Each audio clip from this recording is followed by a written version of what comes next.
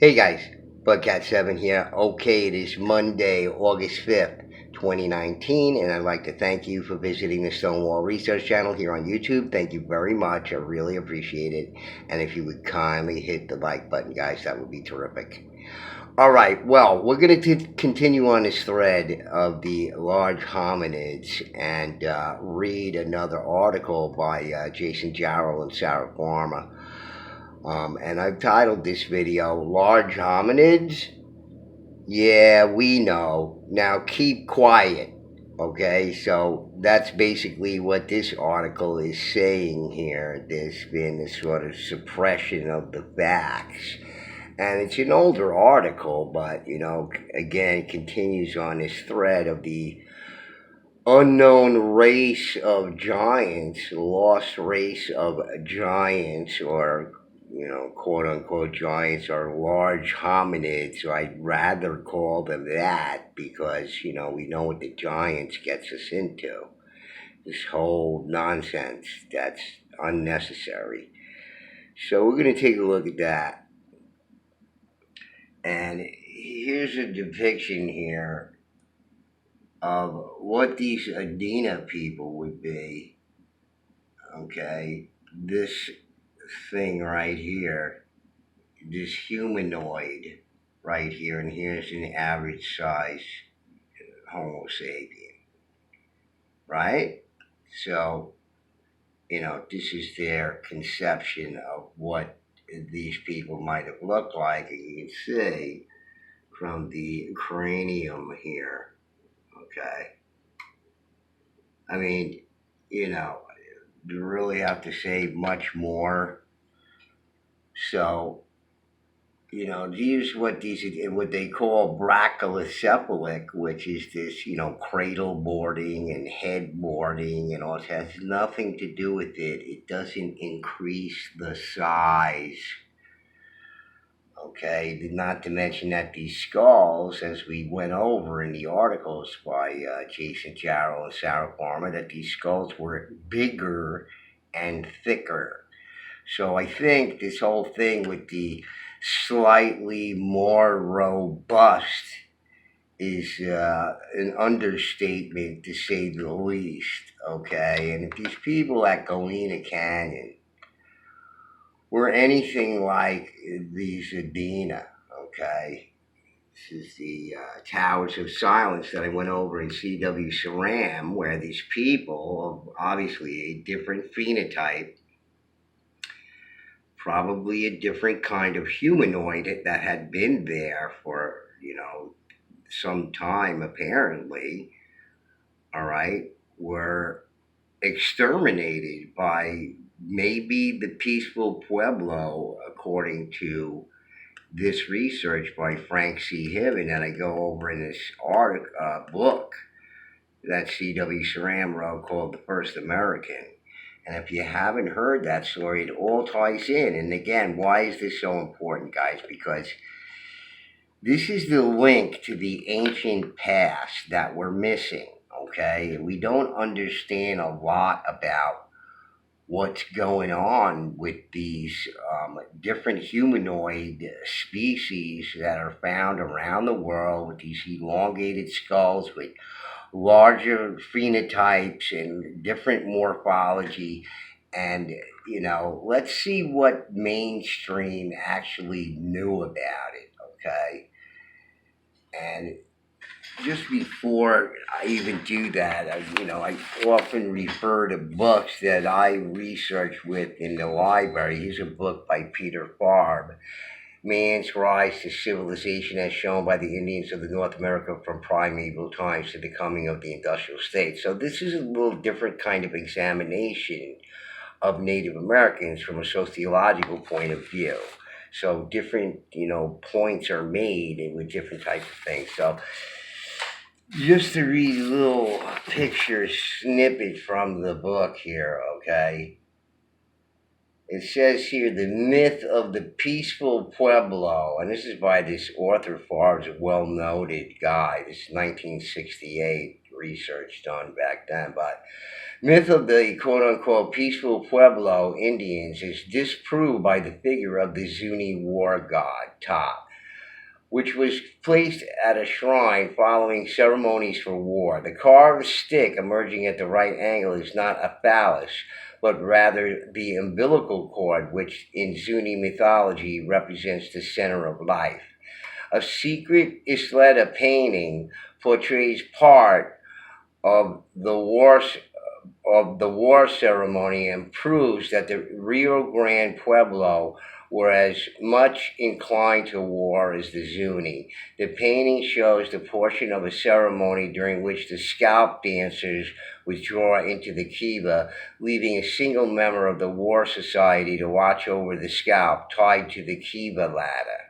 Okay, so here's the picture, the Rio Grande Pueblo from their history, and so the whole thing with Galena Canyon is the people were exterminated by the people appearing to be the Pueblo, and it was a genocide, and this is not something that's well known in the whole history of this. But again, these people who are like this obviously live in a different kind of world. Their perception of the world is going to be a lot different than ours, being bigger and stronger and perhaps more intelligent. We don't know, because there's not even a lot is known about the Native American Indians because they didn't record their history. So this is an important link to the past that we need to understand better if we want to understand this antediluvian society, because these people apparently were, knowledgeable with mathematics, astronomy, the way they designed their mounds and these areas and all the different astronomical features to them, whether it be lunar or, night sky or the sun, whatever it was. These people were extremely intelligent, and, their constructions and their methods of construction throughout the Americas are very precise in many ways. So, it's just funny how, they constantly say about how these civilizations rose up suddenly out of nowhere without, able to trace the gradual procession up to where they would be. They don't know, because they don't have this just sprung up out of nowhere, and this confounds them. But let me read this article to you without getting too deep into the weeds, because it just speaks for itself, and I'll just inject whatever it is that I need to say about it. But it's just, some things are rather striking. So let's just read it and talk about these large hominids in North America that appear to be a different kind of humanoid species. And there's no cradle boarding or anything like that. Their skulls, just forget about that, okay? Whether it's practiced in modern times by Aboriginal tribes, or they can refer to ancient tribes or whatever that did these kind of things, you always have to be suspicious of what they're trying to pass off as, this head boarding, this artificial cranial deformation. Okay, these brachiocephalus skulls, which they claim because, it just has to be a Homo sapien, but it obviously isn't. Okay, and, it just across the whole planet. It's trying to tell us something about the ancient past, and, if it wasn't for some people in the establishment, we'd already know about it. Okay, so this article by Jason Jarrow and Sarah Farmer. The establishment has already acknowledged a lost race of giants, part 1. All right, so let's read it and see what they have to say. Let's see what they knew about, and they know about now. It's in their records. They obviously must have these things, or, look, there's no excuses anymore. So just, they got to come clean, or, look, people are just going to laugh at them because we know more than they do. One of the most controversial subjects regarding the ancient prehistoric cultures of North Americans concerns what we refer to as the unique physical types, UPT. For the purposes of what follows, these UPT are often gigantic humanoid skeletons with hyper elongated or high vaulted crania. Occasionally, extra or pathological detentions, including several reports of double or triple rows of teeth, and are usually discovered in the burial mounds and associated graveyards of the Adena Hopewell archaic cultures and southeastern ceremonial complex. It is common today for the alternative history researchers to tell the story of how these beings were discovered en masse through the 19th and early 20th centuries. Historians, antiquarians, and archaeologists recorded the discovery of the unique physical types all over the United States, with a large concentration found in the mounds and earthworks of the Ohio River Valley and along the Mississippi River. These accounts can be found in any number of county, township, and state histories, as well as anthropological literature from both inside and outside of the Smithsonian Institution. Here are several examples. Okay.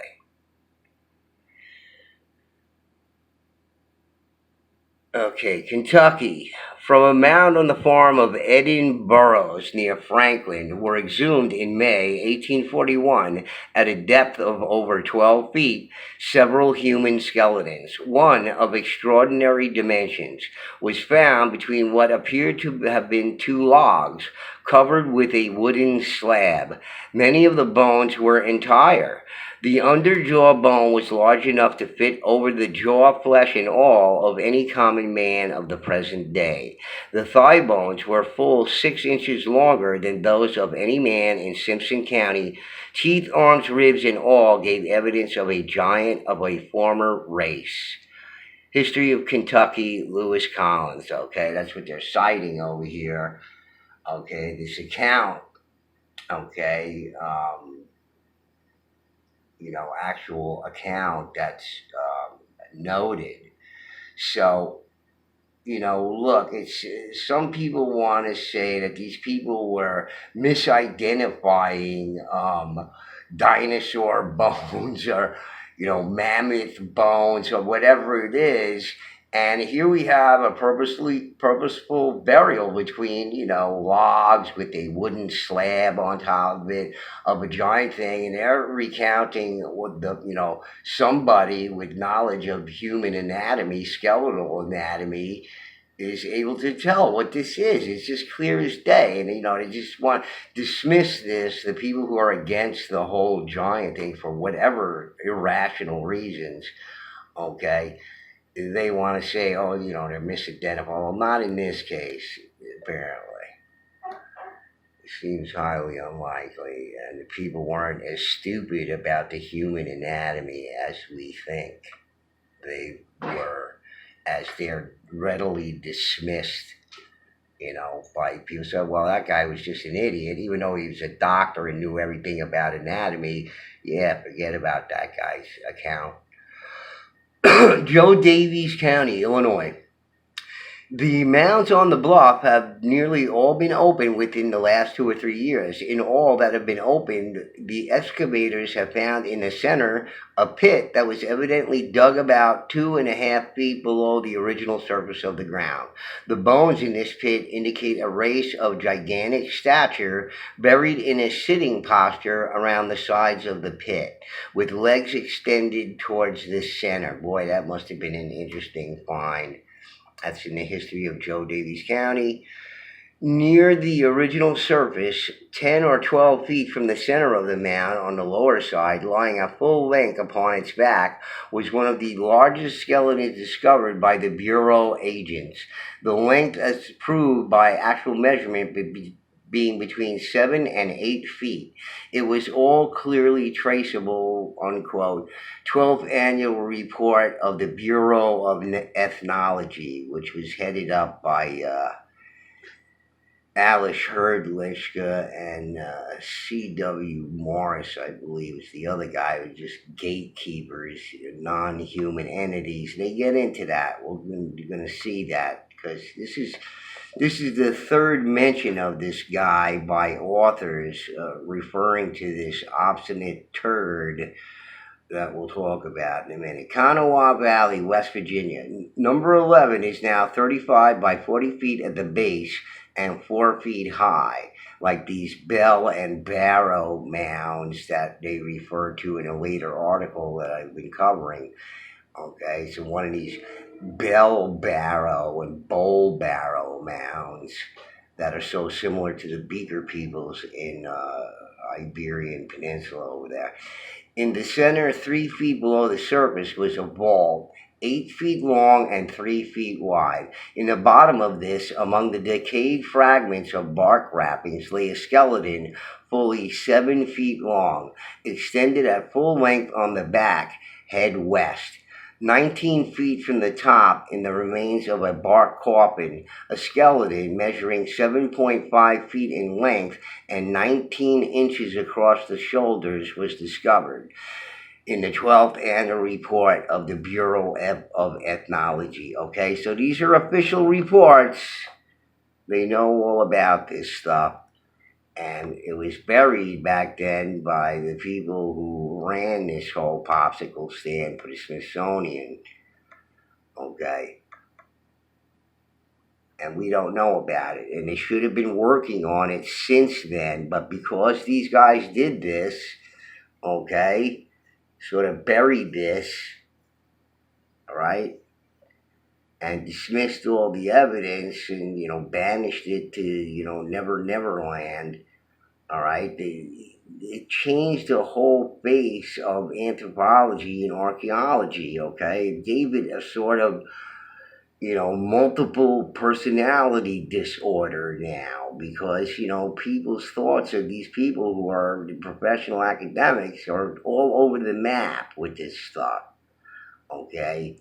They keep finding this new evidence for all of these things and review of old evidence, okay, with a different frame of mind. And it's proving out for a lot of the old archaeology to be just plain old wrong. Within the village of Brownstone, 10 miles above Charleston and just below the mouth of Lenz Creek, is another such ancient burying ground. At Brownstone, not long since, 2 skeletons were found together, one a huge frame about 7 feet in length, and the other about 4 feet, a dwarf and deformed. History of the Great Kanawha Valley.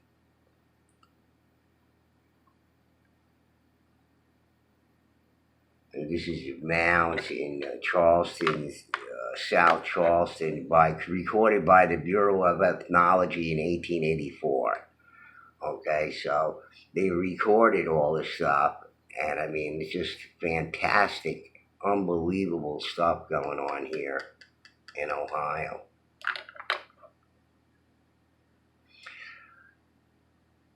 It required a lot of knowledge about many things, so not stupid people, and, evidently being larger would enable them to do more work, heavier work, and especially if the gravity was different before whatever happened 11 or 12,000 years ago.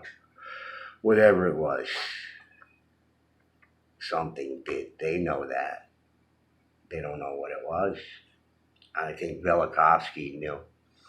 Florida. Pursuing my investigations and excavating further toward the southeast face of this mound, I came upon the largest stone axe, okay, another large stone axe, okay. When these things are found without skeletons, because skeletons, many of the skeletons in the Northeast, guys, okay, the minute the air got to them, they disintegrated. Okay, so all that's left of these large stone artifacts, and, large stone daggers and, spears of, gigantic spears and other large 14-inch combs and whatnot. And they just say they're votive things. But meanwhile, they find these things among skeletons of a certain size. And it's obviously these people had the strength to wield these things, which would be countless times our strength. Countless times. So think about how much easier it would be for them to build something large out of stone or earth or anything else. than it would be for us. Okay? Simple comparison there. Right? Close to it was the largest and most perfect cranium of the mound. Nearby the side of this skull were the right femoris, the tibia, and the humerus, and part of the radius, with a portion of the pelvis directly under the skull. Anticipating a perfect specimen in the skull, I was doomed to disappointment, for after taking it out of the earth and setting it up so that I could view the fleshless face of this gigantic savage, in the space of 2 hours it crumbled to pieces, except small portions. According to the measurement of the bones of the skeleton, its height must have been quite 7 feet. Annual report of the Board of Regents of the Smithsonian. Okay, you see that right there. All right. So, repeated finds of giant skeletons in and around these mound areas, and we're gonna just blow it off. Here's another recreation of one of these giant fellers, in his get up by the Syamar studio. Must have been a very intimidating looking guy, and I guess maybe if you're just average sized Native Americans, you might not like that too much. You might find it very scary, and who knows, maybe these guys were pricks to them. I don't know, maybe. It seems to me that they were highly advanced, going by the people in Galena Canyon, it's their houses, and they painted the insides, and had all this family stuff going on. They seem like, family-oriented people, and they seem like they want to mind their own business, but, maybe they, people have these stories. The stories went around, again, the propaganda stories. They're cannibals that come in the night and take your children and eat them like the boogeyman. Come on, grow the fuck up. Pardon me. Okay, Louisiana, in the same line of abnormality, was the finding of one skull in which the detention reached the unusual number of 40 teeth, the increase consisting of 8 additional incisors. The formation of the skull found in the Lardo Mound, as compared with those of other localities, is highly anomalous. The anomaly in these cases cannot be ascribed to artificial disfiguration, for were it such, the otherwise symmetrical development of the other parts would be impossible. You see that admission right there? Okay? The anomaly in these cases cannot be ascribed to artificial disfiguration, for were it such, the otherwise symmetrical development of the other parts would be impossible. All right, so there's an admission right there. Their remarkable confirmation could not possibly have been the result of bandages or other external appliances, but was undoubtedly congenital. Published by the Louisiana Historical Society, okay? But they don't care what these people said. They're just going to argue about it because they hate religion or whatever the heck their problem is. Etowah Mound Group, Grave A, a stone sepulchre 2 feet wide, 8 feet long, and 2 feet deep, was formed by placing steatite slabs on edge at the sides and ends, and others across the top. The bottom consisted simply of earth hardened by fire. It contained the remains of a single skeleton lying on its back with the head east. The frame was heavy and 7 feet long. 7 feet long. 12th annual report of the Bureau of Ethnology from the Smithsonian. We don't know about giants. What? What are you talking about? These examples represent the various anomalous features of the unique physical types, which were encountered in the 19th and early 20th centuries. Spatially and culturally, they illustrate the extensive temporal and geographical range of these types. The Kanawha Valley mound builders left their remains in an area where some of the oldest Fayetteville Adena pottery and diverse types of mound construction have been found. It has recently been suggested that sites in West Virginia may push the acceptable, quote-unquote, acceptable beginning of the early woodland period back to